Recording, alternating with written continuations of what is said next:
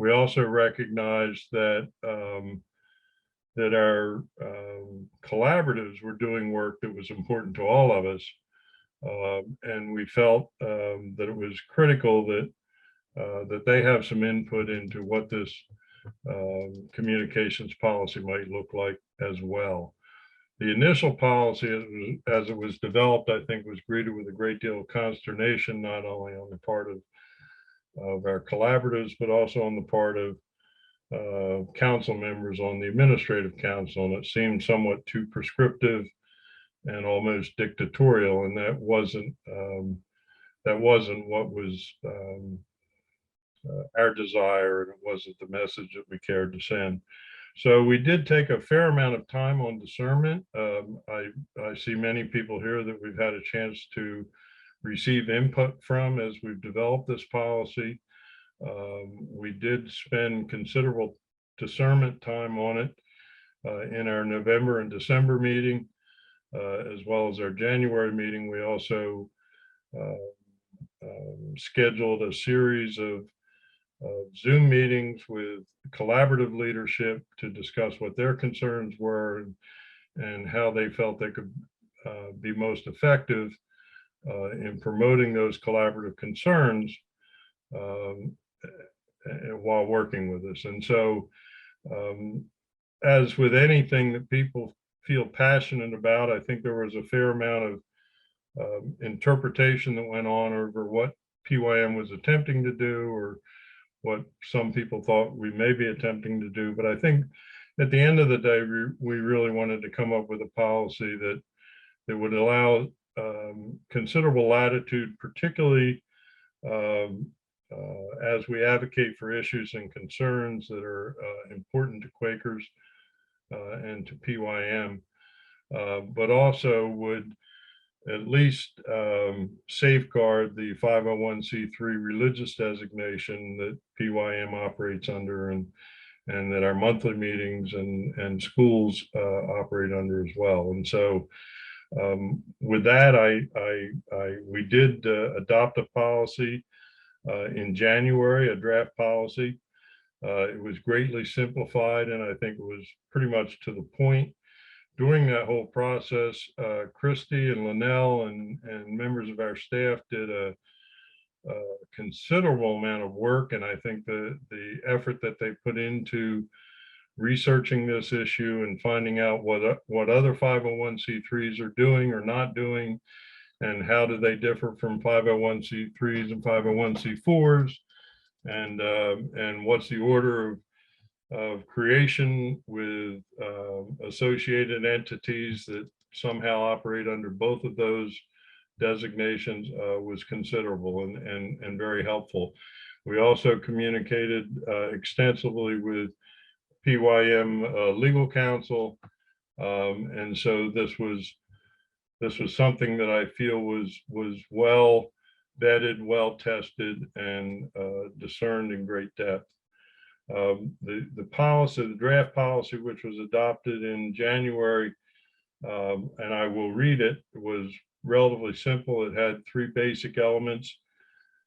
PYM, including groups and meetings in PYM, may advocate for issues and concerns that are rooted in spiritual discernment and the testimonies of friends.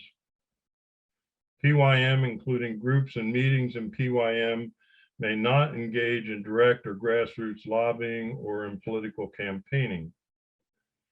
PYM communications channels, programs, or events may not be used by individuals or groups for action, end quote, on or on candidates for public office. As part of this effort, Christy developed a PowerPoint which sort of points out what the noticeable differences are between things like lobbying or grassroots lobbying and advocacy, and gave examples of what might qualify under advocacy and what might disqualify under, say, grassroots lobbying. And we thought that there would be probably helpful to our our membership to share that information. And so that's really part of what we're doing tonight, as well as just soliciting additional questions or inputs that folks may have. So with Christy, if you're ready to go with the PowerPoint, I'll turn it over to you. Okay. So our book of discipline, Faith and Practice, supports this opening statement that Quaker practice invites friends to listen deeply to the inward teacher, and then to follow their leadings. And it in fact has a set of queries that are specifically about witnessing in the world and civic responsibility. And we're encouraged to attend to how we're called to advocacy and to political advocacy. And Quakers engage in so many different kinds of ministry and activism, educating ourselves and others.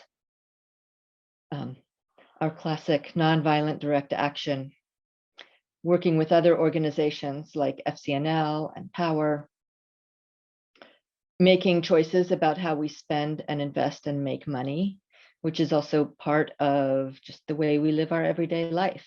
And one of my favorite examples of that is the libraries that a couple of Quaker meetings have set up in public schools where there was no library.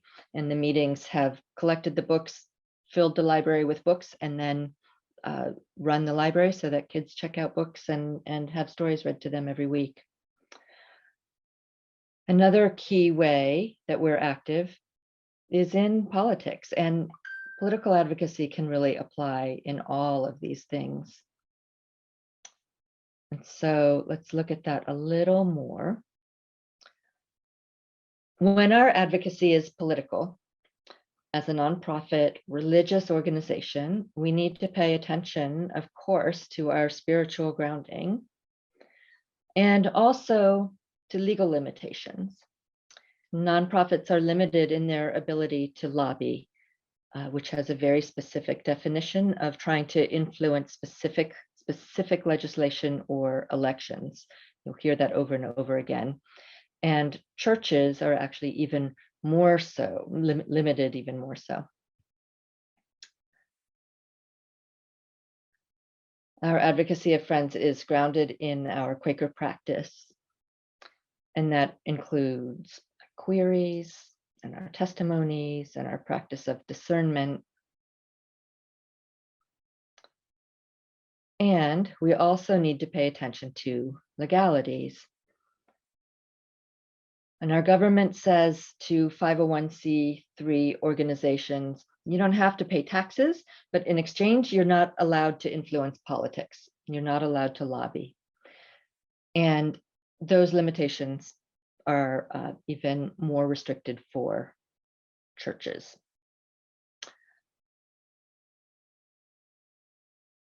So let's get really clear on what we mean by lobbying.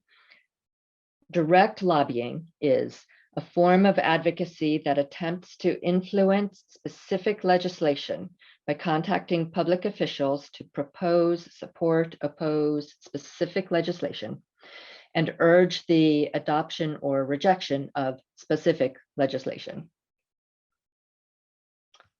And grassroots lobbying is a form of advocacy that attempts to influence specific legislation by encouraging other people to contact public officials about that legislation. And political campaigning is trying to influence the outcome of a specific election and expressing a position in favor of or against a candidate for public office.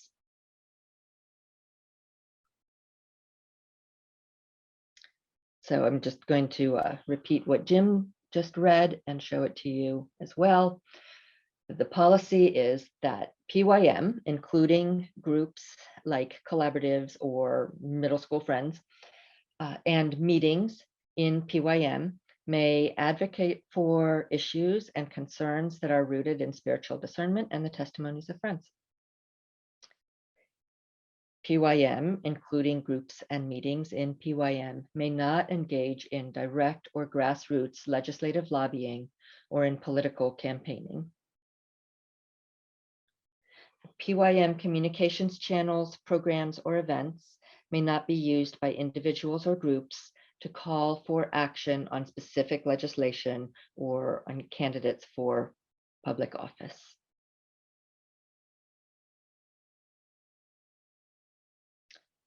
So as we engaged in this work, there are some very clear, frequently asked questions that come up. So let's walk through some of those. A primary one is, other 501c3 organizations lobby. Why isn't this an issue for them? How come they can do it? So organizations, 501c3 nonprofit organizations that are not churches, and let me just pause for a moment. I keep saying the word church, and it doesn't just mean Christian church, although that is the language that the IRS uses. It also means any religion, but it means the religion itself, not like AFSC is grounded in our faith, is a Quaker organization, but it isn't the religion itself. So that's what's meant by church, the Religious Society of Friends in this case.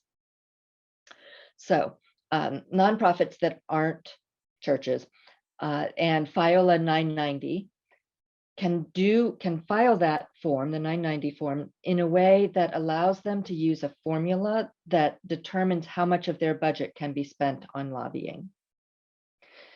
And also in that case, volunteers for the organization can lobby on behalf of that organization, and none of the work that the volunteers do figures into the formula. The volunteers can lobby all they want, and that is built in as a way of filing the tax exempt status in the 990 forms. Religions, however, are explicitly not allowed to do that. We don't file a 990, and there isn't another way given of determining some amount of how much lobbying could be okay. The definition of what is okay is some. So the IRS says some lobbying is okay, and it's deliberately vague. And I'm going to circle back to that again in a minute. Another question is, why is this an issue now? The groups have been involved in some amount of lobbying in the past. Why all of a sudden is this a big deal? And the reason is because now all of a sudden we have a yearly meeting-wide witness. And the way that we talk about that says that every meeting, every household, every friend, and the whole yearly meeting is asked to consider how are they called to be engaged in the particular witnesses that we have identified as a yearly meeting-wide witness, which includes addressing climate change and addressing racism. So when that happened, it elevated the whole issue to not just being a group that's working on something, but that the whole yearly meeting is. And so it just made it a much more high profile and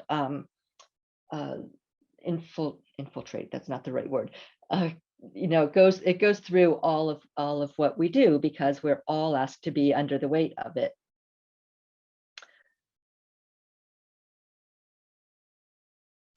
So, for example, this past year, we approved addressing climate change as a yearly meeting-wide witness after decades of approving minutes saying that we need to be paying attention to this and doing something about it. We approved a minute saying that now it is something that we're all asked to be under the weight of. And it says, it gives 5 particular ways in which to do that work, including activism. So when we're saying the whole yearly meeting is asked to be considering how are you an activist in this work? If the form of doing that activism is lobbying, it puts it at a much higher and larger level than it had been before. And so that's why it showed up now. Another question is about can PYM form a 501c4?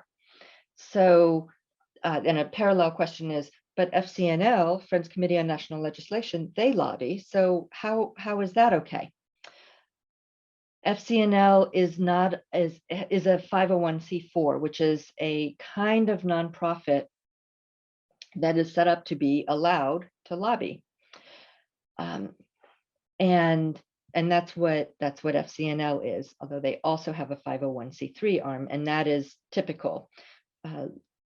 501c4 organizations often have a 501c3 charitable arm. Greenpeace is an example, Sierra Club, the NRA, the ACLU, all of them have both.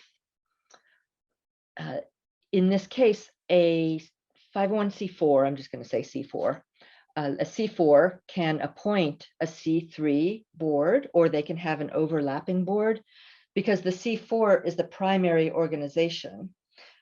So they're set up to be allowed to do the lobbying, and then they can have an extra part that is tax exempt and can do the educational work and the outreach and advocacy work. There are resource and tax implications in doing that, and there's a way of dealing with it. It's all set up in order to be able to do that. However, a 501c3, if it were to try to set up a 501, which is what we are, and if we were to try to set up a C4, that would mean that we have a governance role in the lobbying activity. And that's exactly what's prohibited. There is, in California, there is an organization called Friends Committee on Legislation in California. And that's a 501c4 that is not part of their yearly meeting, that is about lobbying at a state level. So they have set up their own 501c4 as a completely separate organization with no governance overlap.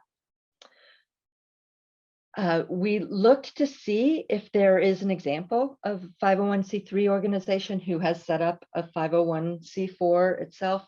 We looked and could not find an example of that.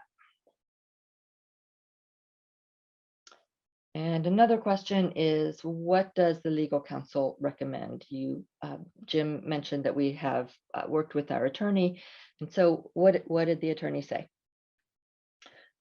The risk here is that PYM could lose its tax exempt status.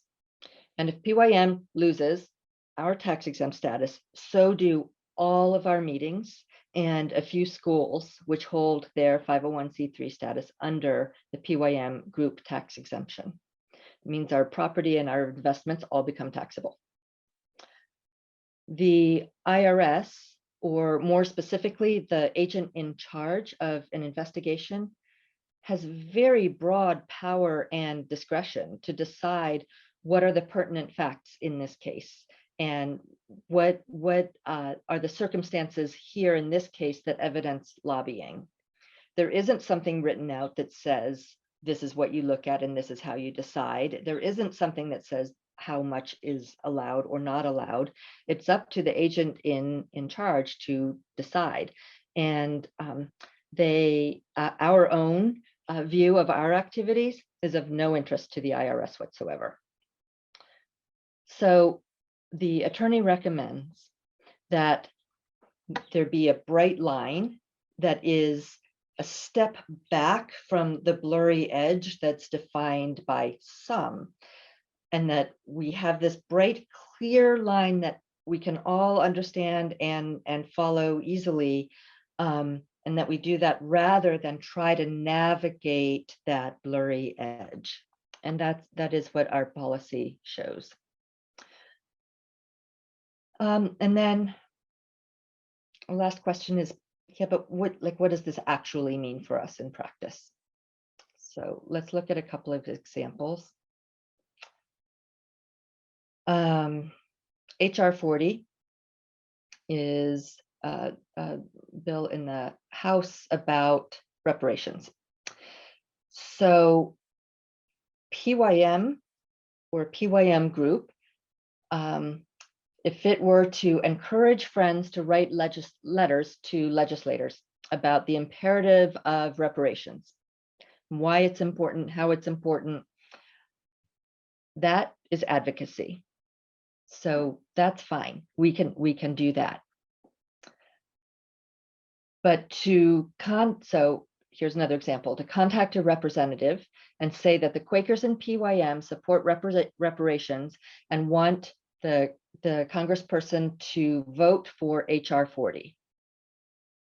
That is direct lobbying, and we can't do that because it is trying to influence the outcome of specific legislation. If a collaborative were to publish a newsletter to a distribution list and explain in it the history of HR 40 and the impact that it would have, that's education. That's letting people know about it. It's advocating, but it's not lobbying. So that's okay. If that collaborative runs a workshop and in the workshop encourages the attendees to contact their representatives and ask them to support HR 40, that's grassroots lobbying. It's asking other people to try to have an impact on the outcome of specific legislation. And so that's not okay. Here's another example. This uses the Environmental Justice for All Act. That Act, HR 2021, establishes several environmental justice requirements, advisory bodies and programs to address the disproportionate adverse human health or environmental effects of federal laws or programs on communities of color, low-income communities, or tribal and indigenous communities. So if PYM friends wanted to testify at a public hearing on the Environmental Justice for All Act, that's advocacy. That's talking about the act itself and sharing opinions about this act. It's not saying, and this act needs to, you particular person, you need to vote in a particular way. That's allowable. To visit your state representatives as a collaborative and tell them why they need to vote for HR 2021 is direct lobbying and not something that we can do. To visit state representatives as a monthly meeting to discuss the importance of eliminating disparate health impact on neighborhoods of color. That's advocacy. It's not specifically looking for a specific outcome to specific legislation. Providing research, analysis, and commentary on how to address both racism and climate change. It's information and advocacy. That's okay. To encourage friends to only speak with Democratic legislators about HR 2021 is grassroots lobbying and not okay. So a couple more things. When individuals from PYM groups lobby and speak in non-PYM forums or on their own behalf about their own opinions, they might be identified as being a member of a PYM group. Some of our friends are very active and very well known, and they work in lots of different environments. So if you're doing that, then and you're going to be recognized where you go as being a member of a group, then just provide a clear statement that your comments are personal and they're not representing the views of PYM or a PYM group. When PYM groups share their view, they're asked to identify that they're speaking on behalf of the group about the group's own opinion. And that identification can be embedded in the opinion, not just as an introduction to the topic. And that helps ensure that the opinion is clearly communicated as belonging to the group, even if that opinion is removed from its context, like if part of minutes are extracted or part of a news story is extracted. And when we were talking with collaboratives about this, one of the things that came up over and over again is, but what if something comes up and we're really not quite sure? What should we do? And in that case, let's talk about it, because that helps all of us understand where the edges are and what something means. There have been examples brought up where we thought, wait, let's stop and think that through. What is this? So let's just stay in relationship and ask questions and talk together about it. And that is the overview of the policy and what it means.